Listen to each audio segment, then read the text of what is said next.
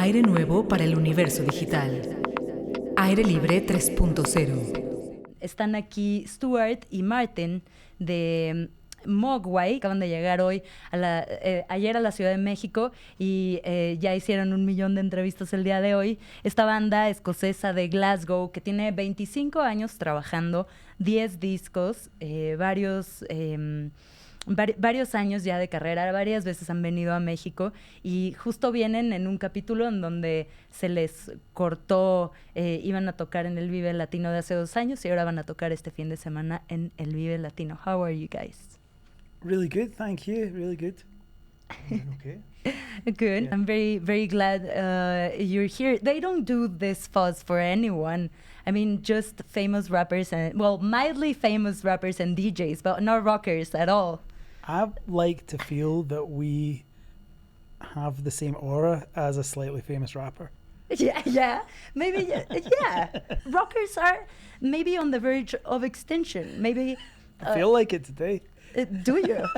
Well, we're very old men. So, I know. you know what I mean? We're almost extinct. You're almost. You're actually on the verge of extinction because I of think your so. human time in on Earth. I've been in a band for 27 years. Yeah, It's man. not a good way to live your life. If you want to live a long life. Yeah, of course. Yeah. Yeah, being a rocker is not good for the knees, I guess. Yeah, it's good for the soul, bad for the knees and the liver Yeah. and the back. And the back. Yeah, it must be back. Also, rock used to be this very serious and determined form of expression that then became an art, and then it became everything that we now turned out to find out is wrong. The white, male, straight dominated genre. But then I think rock is in its best moment, in its most inclusive, exactly because it's on the verge of extinction. I don't know how you guys feel about this completely new context where rock is in a new world that it really is very far from 1997. I mean, I think we personally found the pandemic quite difficult. Yeah. Martin didn't leave the house for a long time. I was at home for 3 months. Didn't Alone? leave. No, my wife and my 2 kids were there. Oh, okay. And we had to get groceries delivered, but because my daughter has health problems, we didn't leave the house. Yeah, you were super scared like anyone Oh, you didn't would. know anything, there was no information. Yeah, So the best thing to do was just to stay at home. yeah. It's kind of crazy. Super crazy, and that's never gonna happen to us again. Like I hope all not. of I us. hope not. Well, hope not a pandemic, but like all of us, all the humanity suddenly having the same issue and the same worry. Yeah. Yeah, It was lots of fear, lots of Yeah. uncertainty. yeah. So then we decided to make a record. yeah. Good call. Good call. It was actually, I mean, it was a hard time for everyone, but I think having the record to work on kind of, I really appreciated it because like everyone I was worried too, and kind of worried about all sorts of things, worried about older family members, Yeah. friends that have health issues, and just being able to focus on something really positive in the middle of all that, I found really helped, and just kind of having something to think about that wasn't a The- deadly the pandemic nightmare. was Yeah. great. Always your titles are very expressive. I don't know if it is a way of erasing the words a little bit, like in the music. Like, okay, the words are just there for an aesthetic reason. This record particularly, it doesn't say, I don't know, hardcore will never die, but you will. It says, as the love continues.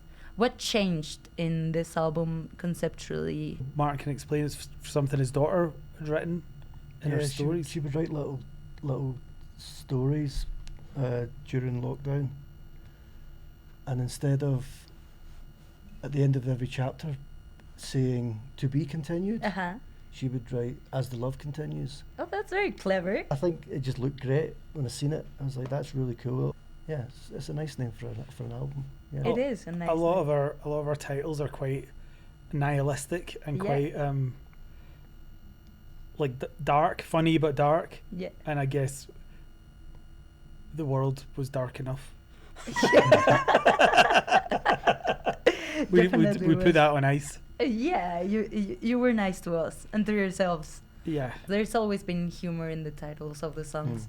I'm not Batman, or even Richie Sacramento. That's something funny. Yeah. That's something very funny. Do you want to explain? Yeah, it's we've got this friend actually.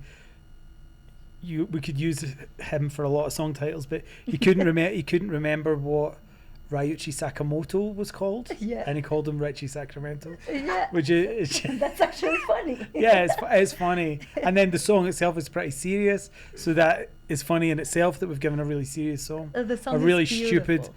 stupid title. Yeah. So yeah, I guess because our music on its own is very serious and has no humor to it at all. It's pretty heavy music. Yeah. Yeah, we try and make the world know that we're not pretentious wankers by giving the songs daft names. You totally make it like attract certain people because of the song names and the record names. We probably repel people too. That's the thing. That's Ironically, we probably repel the kind of people that would really like the music. I don't think so, man. Like Maybe not.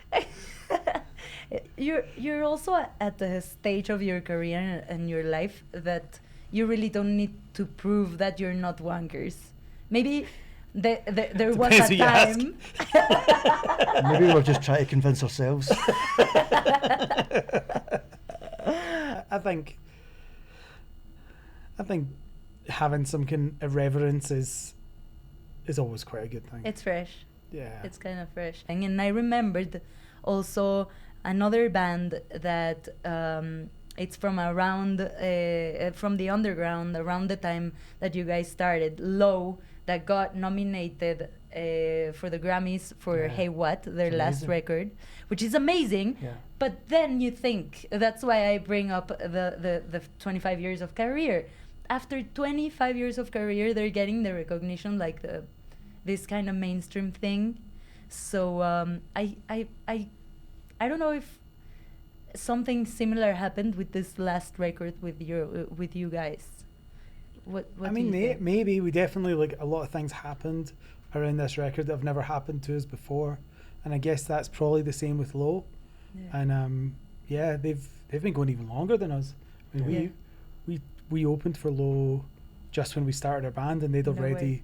put out a couple of records. So, like, yeah, it just shows if you keep really true to what you do and make things for the right reason, then people kind of come round. I still remember, I'm a huge fan of Low, and I remember talking to someone and I was like, I think they're gonna, and at this time this seemed like a really big deal, but I remember saying to someone, I think one day they'll play to 1,000 people. Of course. And like now they play to probably thousands and thousands of people. And you know, I think that they've not changed what they do to become more palatable. It's just that people have came around to realizing what they do is so good that people go for it. In fact, I think their music's probably more challenging, Disruptive, than it ever was, and Yeah. and they're more popular than it ever was. Yeah, that's It's a crazy. lesson for us all. There's 4 stages of MOGWAI to me. Like, there is a young team, obviously. There's happy songs for happy people. Then there's Heart Girl Will Never Die But You Will. And then there's this record. Well, and those are the 4 albums that I would go to if I would, I don't know, teach to a new audience about MOGWAI. But what do you guys think? If you were to choose a few representative albums, what would be for you? I mean, those ones are probably ones I would choose too. I'm really proud of our second album, Come On Die Young, as well, Yeah. which is a little bit different. It's more minimal, but yeah, I think so. I'm really proud of the new one, and it's been out for a year now, so I'm quite certain about it. Sometimes you're like, I really like the new one, and you're just saying it because you've just made it, but it's actually Yeah. quite a while since we made it now. Then you start playing the songs live and you're thinking, Are you sick of any? Like playing them live? Yeah, you've been Over the years, tons, yeah. Yeah. And we have made records and then realised they're not quite as good as you thought they were. No way. I mean, I wouldn't say we've made a hands down bad record. Otherwise, we probably wouldn't have got to keep making them. But yeah, you do realise over the years when you were in a good period and when you were focused and everything. I think that about the Hardcore Will Never Die album as well. And kind of think that. see, that's a strange one. So I went back to that recently. I mean, I don't listen to our records once they're done, but through albums to see what songs we could maybe play again. Yeah. And I was listening to it and I was like, my God, that was a really good one. I Yeah. love that one. And I Yeah. never really thought about like that much of it at the time. Not that I thought it was bad or anything. I just thought, well, yeah, we've just done another record. Let's Yeah. go on tour. Yeah. And you kind of don't really analyse them because you don't Mm. really go back to them. Yeah, of course. It's kind of time. It's kind of time has such a factor in it, and like how it stands up, and kind of, and then conversely, sometimes you'll think, oh, this is so great, and then even like 6 months later, you're like, oh God, why did we put that song on it? Or I appreciate so much your honesty, guys, about your relationship to your work after you've done it. Because after you say you don't listen to the records at all when they come out, after they come out, but then you have to play them live for so long. Yeah. How is that different? Like you go back to the songs anyways, no? Yeah, you go back to them, but then they kind of become something different when you play them live as well. I think they Yeah. kind of take they don't always stay the same. Like maybe something you've did in the recorded version, you're not. Maybe I shouldn't have done that. Maybe this sounds better. I always think they get better. The songs get better the more we play them as they get older. Gets morphed by time and by the hand, no? I and don't you know. adapt to the way everyone else plays. Mm. Like quite often when we make a song for an album, when we record it, the song's only a few weeks old.